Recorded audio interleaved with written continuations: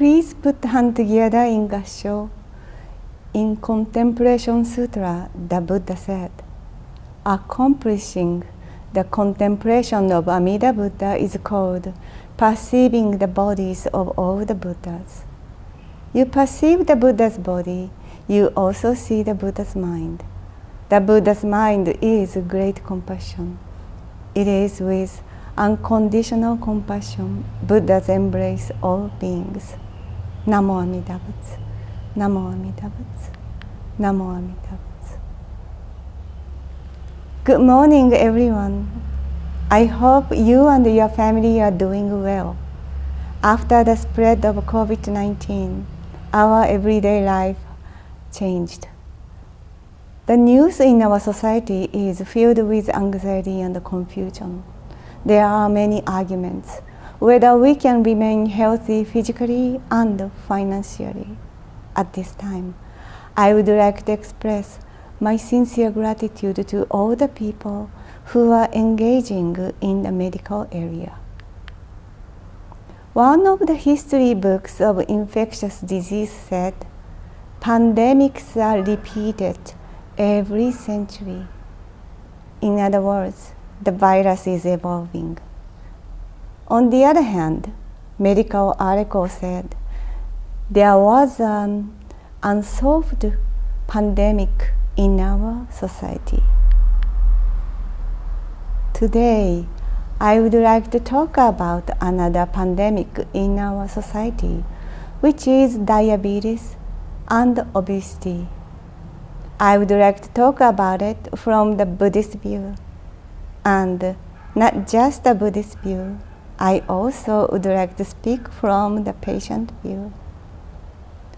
Recently, I was diagnosed with a steroid-induced diabetes from the long-term steroid treatment.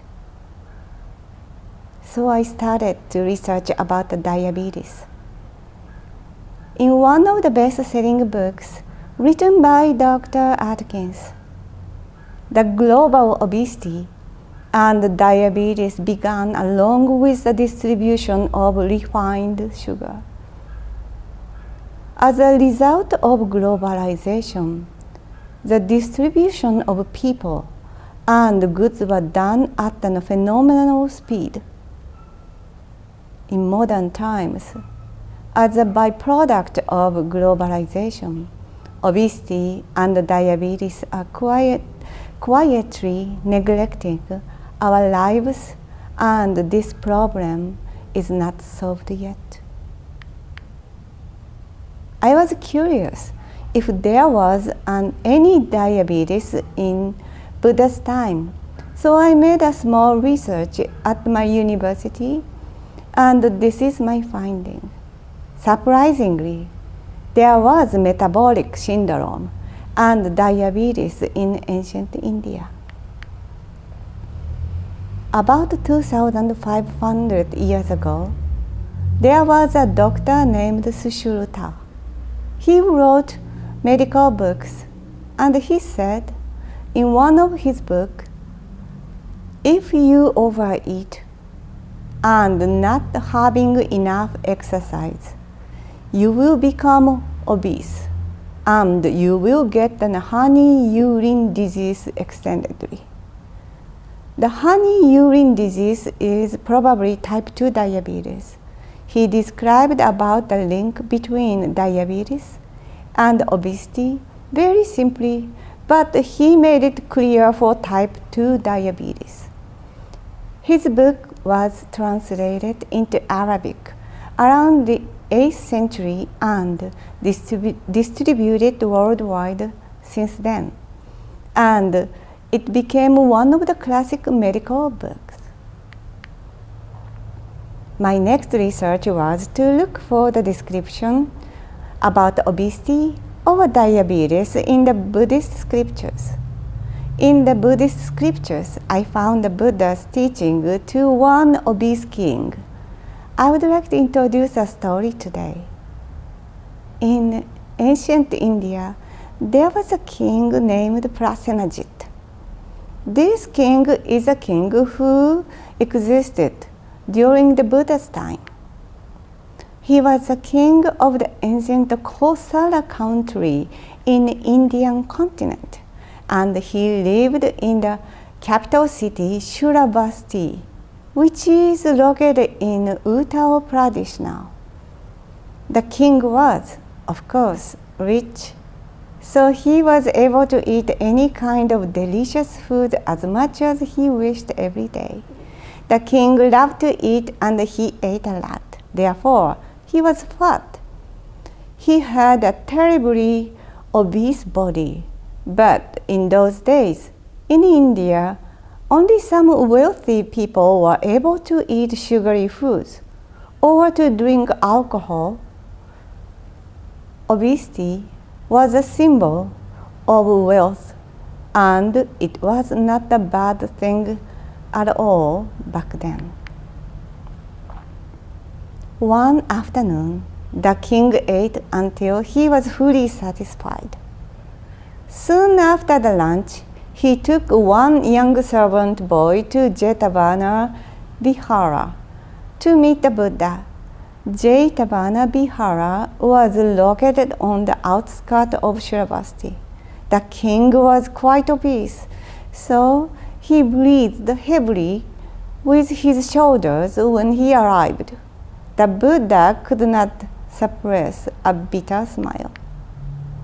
By looking at the king, who was breathing heavily, the Buddha said, "People should be careful about the amount of the food they take. If they take just enough food for the body, then suffering decreases, so that people can grow old in good health." The king was listening to Buddha's words carefully, and he took the Buddha's advice single-mindedly. So the king ordered the young servant, "Remember the words of the honored one, and from now on, recite the words when I start eating. If you can do it without fail, then I give you rewards." The boy was extremely happy and promised the king, "Yes, Your Majesty, I am going to follow your order." After they came back to the castle, and boy servant recited the words of the Buddha every time when the king tried to eat a meal. The king was reminded of the Buddha's teaching every day, every time he ate. In this way, the amount of king's intake of the foods decreased little by little. As a result, the king's physique transformed from obese body to a slender body, and he became very healthy. By listening to Buddha's words every day, the king also thought of what the Buddha really meant, and he felt the happiness he never experienced before. The king became one of the strong followers of the Buddha. In the scripture, this episode ends here. We can say that this is a successful diet story in ancient India. From a Buddhist standpoint, we understand Buddha taught the king the middle way through the diet. This story teaches us we should not be drowned in the pleasure or not being driven by the ascetic diet. It is important to find out our balance so that we can carry our life as Buddhists in a relaxed manner. Now let's go back to our modern life. There is a book called The Obesity Course, written by Dr. Jason Fung. He says it is a tragedy to blindly reduce calories and starve the body to feel the desire of losing weight. And it is a further tragedy to repeat the cycle of ascetic diet and explosive eating diet alternately. Dr. Fang emphasized that we need to know the balance, and we also need to learn how to eat mindfully. Have we just heard of this word from the ancient India? Let me introduce another Buddhist script, the Skavati Vyuha, the larger sutra. The Buddha told to Bodhisattva Maitreya,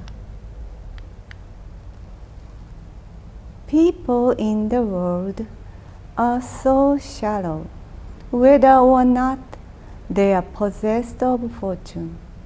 They are all the same in having anxieties. They wander here and there in misery, accumulating worries and trouble. Driven by their desire, they run aimlessly and thus do not have moments of peace. 2,500 years ago, the Buddha and the Sangha ate only once a day. In the morning, they visited the village to receive the food. After they came back at around 11 a.m., they spent about 1 hour to eat the food. They didn't eat anything with sugar in it because the Buddha prohibited eating the sugary foods, and monks followed the rules precisely. The monks were also not supposed to store or reserve surplus foods for the following day. It means monks accepted just enough foods from the villagers every day to sustain their lives. After the meals, monks were allowed to take only water until the next day. In modern medicine, this diet was reintroduced as intermittent fasting. Amazingly, it is exactly the same lifestyle of the ancient monks. There was no description in any scripture that monks were in a state of starvation by carrying such a lifestyle. The Buddha made many rules for the lifestyles, as well as the rules of monks' diet. These precepts have been handed down for 2,500 years, and nothing has been changed, especially in Myanmar area. We are focusing on healthy living more than ancient people did. So we take supplements and go to gym. Nowadays, many people are looking to lose weight and get healthy. We have more information than ancient people. We also know we need to avoid foods are high in refined sugar or carbs. We know these foods can lead to a great range of illness, such as diabetes. On the other hand, our life became very rich. We are surrounded by temptations, especially in the Western Hemisphere. It is ironic that many people get sick as the supply of food stabilized.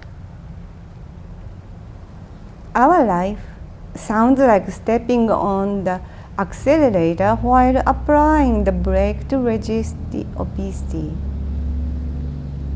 You can see that this is quite far from the mindful situation.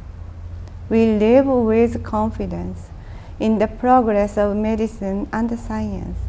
However, unfortunately, neither the way to maintain healthy weight nor to reverse diabetes has not been discovered yet from the Buddha's time. Amazing of all, the recommendation the Buddha made to the king, take it in moderation, is effective timelessly and universally. Shinran Shonin said, Shakyamuni Buddha and Amida Buddha are our father and our mother, full of love and compassion for us, guiding us through many skillful means. Sometimes it may be a good idea to remember the Buddha's words and see if our lifestyle is balanced. Moderation is a key to our life.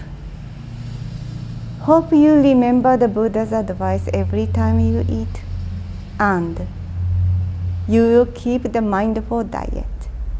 Please stay healthy. See you next time. Namo Amida Butsu. Namo Amida Butsu. Namo Amida Butsu.